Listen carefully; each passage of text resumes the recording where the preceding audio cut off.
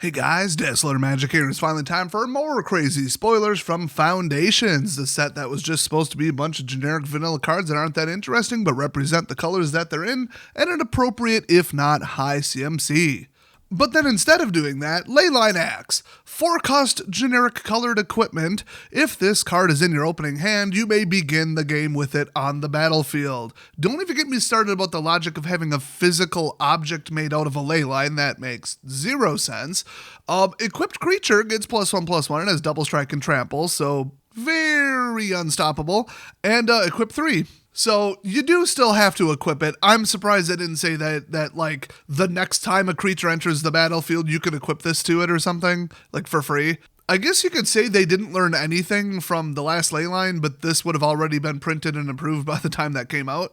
And yet I still stand by the assessment that they didn't learn anything from Leyline of Resonance. Next up, Sire of 7 Deaths. A lot of people talking about this atrocity, literally.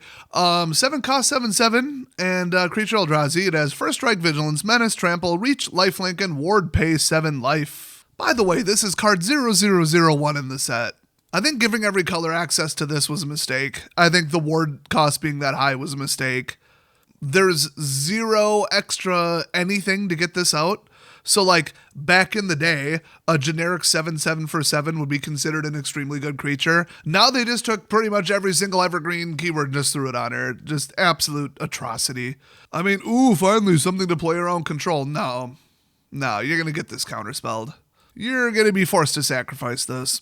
Now here's something they shouldn't have reprinted. Ghalta Primal Hunter. It's a 12 cost, but not really. 12/12. Legendary creature, Elder Dinosaur. It has trample, but the X goes down based on the total power of creatures you control. So in other words, you get a 12/12 with trample for 2 if you're playing green. Really, if you're playing anything, you can put this in an Eldrazi deck. So reprinting this stupid thing was a giant mistake. They knew people hated this. They knew it was broken. They knew that. But they also know that, everything's turn 3 right now in Arena. So, why not throw this in? Maybe somebody will play it. Nobody wants anybody to play this. And remember, all this crap's legal in Alchemy, which did rotate on time. Nobody's playing it because Alchemy is awful. But, yeah, now you got that to play with. Next up, we got Celestial Armor. It's 3 cost white. Artifact equipment with flash, so basically a counterspell, because when it enters the battlefield, attach it to target creature you control for free. That creature gains hexproof and indestructible until end of turn. Equipped creature gets +2/+0 in flying, and then equip 4. So not even that good of equipment, but it is a white counterspell. But at least this time, instead of costing 1 and giving them +1/+1, it costs 3 and only gives them +2. So yeah, I mean, add it to the pile. White now has basically 3 of these. Next up, this one translates to Needle Feather Great Worm. It's a creature worm, although there is debate as to how you spell that. Because if it's worm with a U, that's a little bit more of a tribal thing. Everybody assumes that they translated it wrong. Why can't WotC just release these in English? In their English game from an English company. Wouldn't that be something? So it's a 6 cost 7/7 with trample. During your turn, whenever a creature you control deals combat damage at all, put that many +1/+1 counters on it. You may cast this card from your graveyard by removing a total of 6 counters from creatures you control, in addition to paying its other costs. Yeah, once you think it's dead, it's coming back. And if you use this to put counters on other creatures and the game's practically over, and then you just bring this back by removing a couple counters, yeah, this thing is going to be a staple in Commander if you're running green. Speaking of that, preposterous proportions. Now, this artwork is the best thing I've ever seen, but the card isn't. 7 cost double green sorcery. Creatures you control get +10/+10 and gain vigilance until end of turn. That's just pay 7 to win the game. Now you might say, but it doesn't have trample, which is basically the green version of, but it dies to removal. Okay, I'm coming at you with 10 creatures. Now what? Settle the wreckage, which actually I didn't check too carefully if that's in the set or not. But you know what shouldn't be in the set? Tolarian Terror. That's right, we get to deal with this bullshit.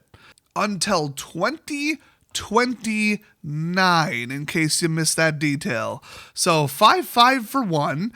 It costs 1 less to cast for each instant or sorcery card in your graveyard. Ward 2. Yep. That's what Power Ramp looks like in blue. Sylvan Scavenging. It's a 3-cost double green enchantment. At the beginning of your end step, put a 1/1 counter on target creature you control, or create a 3/3 green raccoon creature token if you control a creature with power 4 or greater. So just go, go, go, grow. And non-legendary, you can clone this. I mean, I've seen better cards than this, but this does seem like a little power creepy for this set. You know, it doesn't stand out as like, okay, there are other damn mines, like some of the cards in here, like Tolarian Terror, but I would say for 3, it's not real welcome in the game. Next up, Raise the Past. It's a double white 4-cost sorcery. Return all creature cards with mana value 2 or less from your graveyard to the battlefield. So just classic white spell. You know, that's what this whole set was supposed to be, and I'm sure that's what it started as before they started meddling to make money. Then we got a brand new Zimone, Paradox Sculptor, and she's a 4-cost green, blue, 1/4, legendary creature, human wizard, and at the beginning of combat on your turn, put a 1/1 counter on each of up to 2 target creatures you control. Then if you pay one of each of her colors and tap her, double the number of each kind of counter on up to 2 target creatures and or artifacts you control. So another counter doubler, but we already got that landfall guy, Bill the Cactus guy or whatever, so compared to that, at least she costs 4. If you're going to do something this powerful, cost 4. I mean, that's kind of like, that was an unwritten rule of the game with the power level back in the day, especially for core sets. So next up, we got Abyssal Harvester. This is kind of a neat new card here. He's on the ground, even though he's a demon, because he's a warlock. I guess that means he can't fly. I don't know. They just make stuff up, so I make stuff up. It's a double black 3-cost 3/2. And if you tap him, exile target creature card from a graveyard that was put there this turn, but a graveyard, not necessarily yours. Create a token that's a copy of it, except it's a nightmare in addition to other types. Then exile all other nightmare tokens you control. See, there you go. They put a little emergency brake on it. So they bring out something overpowered, you kill it, tap them, boom, now you've got it. Limit 1 per person. I mean, I love it. This is so good. Next up, huge reprint here, Authority of the Consuls. This is a very disruptive and annoying card. It's not like overwhelmingly powerful, it's just a good basis for white, and that's why it's in the set. So it's a 1-cost white enchantment. I don't like that it's non-legendary, once again. Creatures your opponents control enter, tap, so okay. I mean, it's not like they have haste anyway, and if they do, cool. You know, white tends to screw with red, so I'll take that. Whenever a creature an opponent controls enters the battlefield, you gain 1 life. So it's not yours, it's theirs. So if you've got a trigger that says every time you gain life, put a counter on something or draw a card, they have to wonder if it's worthwhile to drop in a 1 or 2 cost, you know? So pretty effective card. Next up, Sky Knight Squire. It's a 2-cost 1/1 creature cat scout. And whenever another creature you control enters the battlefield, put a 1/1 counter on this creature. As long as this creature has 3 or more 1/1 counters on it, it is flying and is a knight in addition to its other types. Just like a neat card there. I mean, everything that enters the battlefield gets a counter, but this is a 1/1 for 2, so you've already traded a useless card for potentially something more powerful in the future while making everything gain 1. Now, the problem is if this is in a white-green counter dump deck, you're just going to win the game. Mostly because white has counterspells now. That's a problem. Next up, new Elenda, Saint of Dusk. It's a 4-cost white black 4/4 legendary creature vampire knight. Lifelink hexproof from instance. Little specific, but sure. They're having to do that because control's so out of control. As long as your life total is greater than your starting life total, she gets +1/+1 as menace.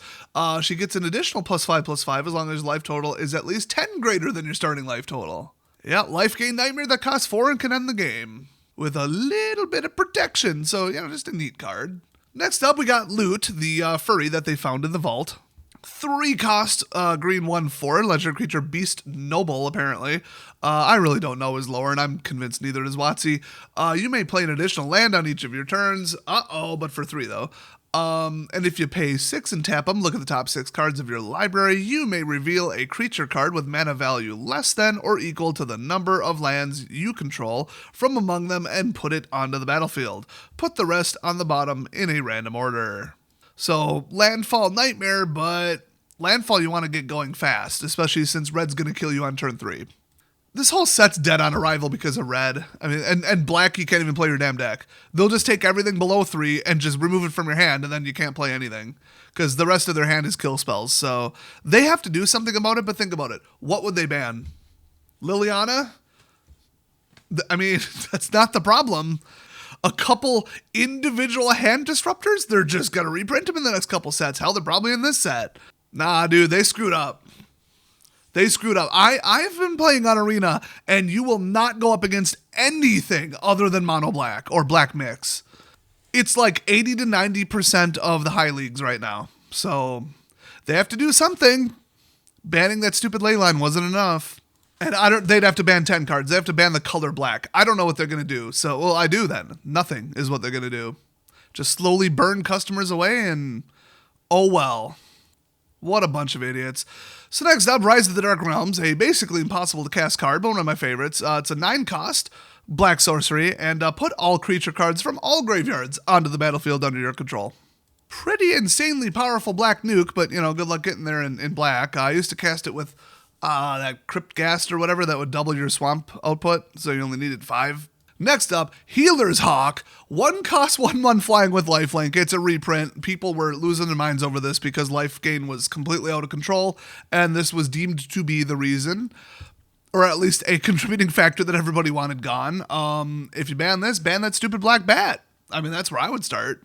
Next up, Rise of the Dragon Collar. It's a 6 cost red mythic enchantment. Hopefully this is the traditional garbage red mythic that's in every set. Whenever you cast an instant or sorcery spell, create a 5/5 red dragon creature token with flying. Okay, no, that would be pretty good. Now, nobody's going to play it because red is all about, just caveman level beat you with a club on turn 3, but I don't know, maybe somebody will accidentally play it. So that's all we got for today. There's a couple more coming, so stay tuned for part 3 and I'll see you guys next time.